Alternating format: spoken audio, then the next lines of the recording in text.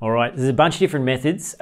This is one of those things. This is a very rough measurement. This is like I hesitate to even sort of bother recommending this to people because it is so rough. And a bit of background: the sit bones, or the ishiopubic rami, or technically the inferior curves of the ishiopubic rami. These are the parts where you sit your weight on when you're on a seat. They curve in 3 dimensions, right? They go like this, they narrow at the front, they widen at the rear, how much they drop down, how rapidly they curve back up. There's all these things which alter this single, we're going to measure this like one-dimensionally, just like how far apart are they at their widest point.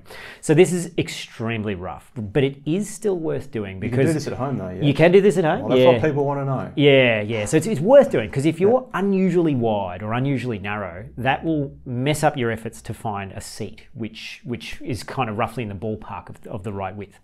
So the method that I would probably think is the best one to use at home, which is uses easily available stuff, is the alfoil method, where you get a sheet of alfoil, sometimes 2 or 3 sheets seems to work better. Carpeted step, so you get a step in your house or something, or even just some carpet on the ground if you don't have steps. And the carpet needs to be fairly thickish. You don't want really old sort of hard carpet. You want something with a bit of plush to it. Put the alfoil on, sit on it, and lift your heels off the ground so that your knees sort of come up, and that will basically point down the 2 inferior projections of the ramus, the sit bones, into the alfoil, creates a couple of indentations. Check the rough width across from the center of one to the center of the other. Your ballpark numbers, anything less than 100 millimeters is unusually narrow. So my sit bone width is 90 millimeters, which is unbelievably low. I've measured 1 or 2 people ever who are narrower than me. And it sort of correlates. I'm a really narrow pelvis kind of guy. But it's important to note that there is no significant correlation here. I've also met I once had a 45 kilo Taiwanese lady who was 5'3", right? She was tiny. Her ishiopubic separation distance was 145 millimeters. She was unbelievably wide. And then a couple of months ago, I had an SAS soldier in, and he was like 6'8" or 6'6" or something. Huge guy, 100 kilo plus guy, and he was 95 millimeters. So there's not a lot of correlation between, except to say that the ladies tend to be a little bit wider, but you can be huge and have narrow, you can be small and have wide. You know, so don't assume that you're really wide or narrow because of the rest of your body.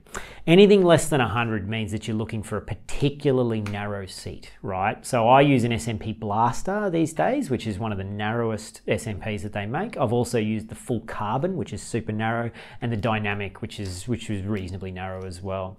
Or you might like something like this SQ Labs. This is a 13 centimeter one. There's another size below this, the 12, which would be the one that you go with, right?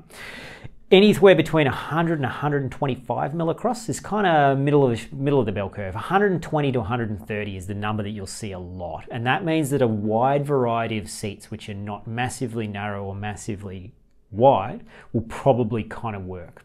And then if you're over 125 or 130 millimeters separation, you're looking for a particularly wide seat, particularly across the rear section where you're bearing your weight. Now, if you're a rider who rolls their pelvis forward a lot, you might want to think about going a little bit narrower in the seat, because as you roll your pelvis forward, the ishiopubic rami narrow, so you're bearing your weight on a narrower portion of them. If you're a rider who sits very upright, like yourself, you're fairly upright, you would want something which is slightly on the wider side of what you would expect given this dimension. So that's your kind of rough sort of numbers that you're looking at, that sub 100, 100 to 125, and then 125 and over. Narrow, medium, wide, yeah? And there's like the SQ Lab saddles, for example, there's like 5 or 6 different widths of these, so you really do need to choose the right width. Other seats, there's only one width. The power saddles from Specialized, for example, they come in a couple of different widths, so you'd want to measure this.